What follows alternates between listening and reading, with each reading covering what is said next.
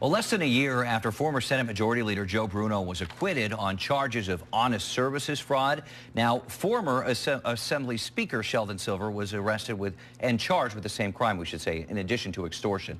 Something we'll obviously continue to follow as this case plays out, but to help us break down the legal issue is managing partner Paul Harding of the law firm Martin Harding & Bizzatti. He joins us. And Paul, the U.S. attorney came out. Yeah. He had a very nice, almost looked like a book report. You'd say he had visual aids, kind of spelled out all the charges in this criminal complaint. Can you explain to the viewers at home, and we've been trying over the past couple of weeks, the difference between a federal criminal complaint and a federal indictment? Two very different things. They often follow one after another, but the federal complaint, basically, the federal investigators have gathered enough information. They've taken that information, given to a judge, and the judge says there's enough here to arrest. But remember, that is not a formal charge. The formal charge comes about when that information and even more information is then presented to a grand jury.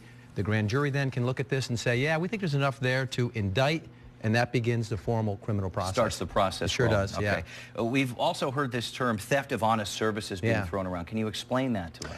You know, it occurs when you have someone who is in the public trust, who's got a position in government, who uses that position to benefit themselves financially. Here we've got Sheldon Silver. The allegation is that he funneled money into a medical clinic, and that medical clinic dealt with folks who had asbestos-related diseases.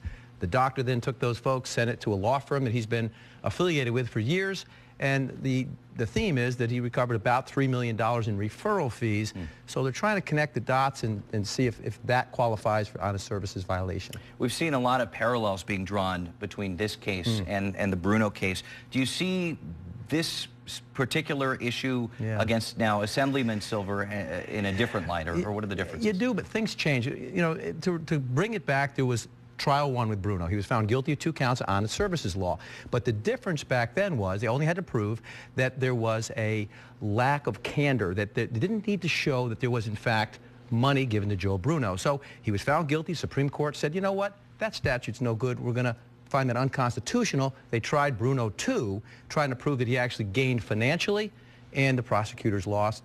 Joe Bruno was found not guilty. So I would say this, that they know the law. To be bringing this against Sheldon Silver, they believe they can prove that he benefited financially from this, and they certainly don't want to go 0 for 2. So I suspect they think they've got a strong case, and we'll have to wait and see. And it was interesting to see, as we mentioned in that presentation that U.S. Attorney Preet Bharara made a couple of weeks ago. I mean, he really laid this out in a 35-page complaint. No stones unturned. It was quite the demonstration. It was. So we'll see what happens in the weeks and months ahead. All right, Paul Harding, thanks so much for joining us. You're welcome.